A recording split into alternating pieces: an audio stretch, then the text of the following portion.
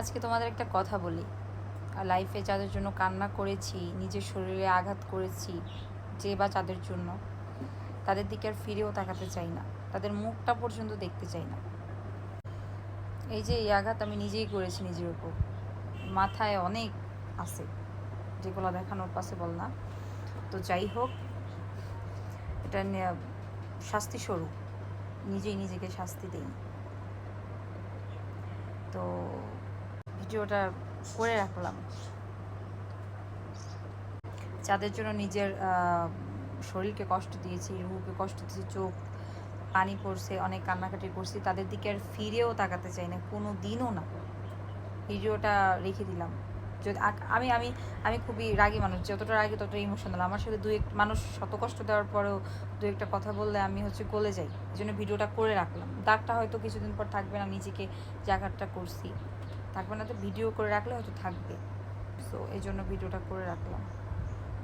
আরেকটা কথা কি, যখন আমার মানুষ সব থেকে বেশি দরকার, যখন আমার সাপোর্ট দরকার, মেন্টালি সাপোর্ট বা আদার্স সাপোর্ট, তখন কাউকে পাই না, তখন ফোন আসে না। এই জন্য ভালো সময় ফোনটা সাইলেন্ট করে রেখে দিই, কারণ তখন তো ফোন আসবেই। আমি সাকসেস হওয়ার পর যদি আমাকে মানুষের দরকার হয়, সেটা তো আসলে আমার নিজের একটা আছে না, যে আমি কাউকে ইচ্ছা পাত্তা দিব না। যারা আমার বিপদের সময় পাশে থাকে তাদের অবশ্যই আগে রাখবো। আমি মেন কতটা অবিডিয়েন্ট সেটা মানুষজন জানে, আমার সাথে যারা মিশেছে।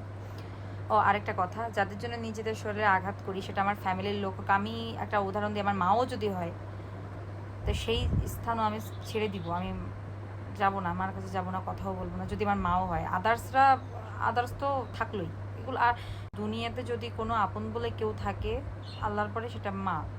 তো সে মাও যদি এরকম করে, তো মার কাছেও থাকবো না, মার সাথেও কথা বলবো না, যদি তার জন্য আমার শরীরে আঘাত করতে হয়। বাকিরা তো ফাও, বাকিদের আমি রিলেটিভসই মনে করি না।